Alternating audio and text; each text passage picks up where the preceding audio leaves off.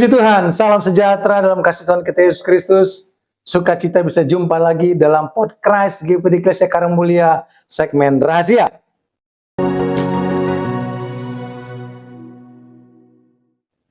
Renungan hari Eklesia. Mari saudara kita perhatikan firman Tuhan dalam Injil Matius pasal 5 ayat 20. Dikatakan, maka aku berkata kepadamu, jika hidup keagamaanmu tidak lebih benar daripada hidup keagamaan ahli-ahli Taurat dan orang-orang Farisi, sesungguhnya kamu tidak akan masuk ke dalam kerajaan sorga. Ini perkataan Yesus kepada banyak orang waktu itu. Karena memang ukuran ketaatan, ukuran ketekunan, ukuran kerohanian zaman itu adalah ahli Taurat, adalah orang Farisi. Mereka melakukan ritual keagamaan yang begitu rajin tanpa satupun terlewatkan. Dan ini menjadi gambaran bagi kita semua. Firman Tuhan mengatakan kalau hidup keagamaan kita, kalau kedisiplinan kita, kalau iman kita tidak sama, tidak lebih benar daripada hidup keagamaan ahli Taurat orang Farisi, kita tidak mendapatkan bagian dalam kerajaan Allah.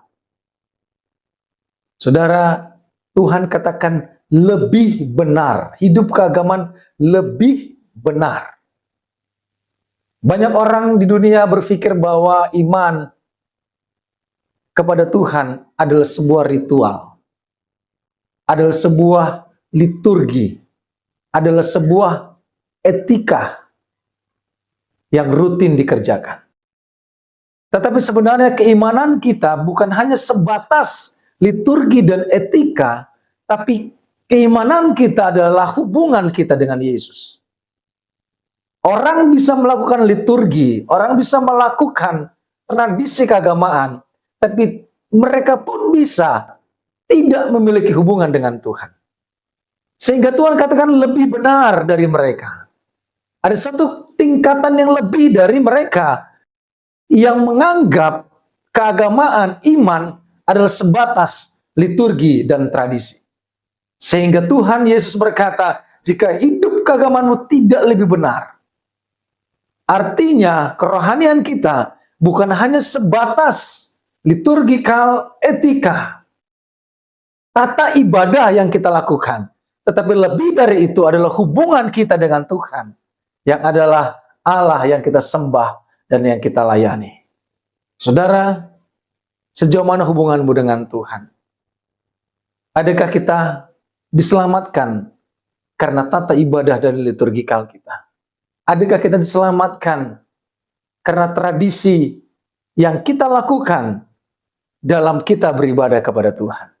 Yang Tuhan tuntut lebih dari itu, lebih benar adalah hubungan kita dengan Tuhan. Kita lakukan semuanya dengan benar, dan kita pun memiliki hubungan yang benar dengan Tuhan.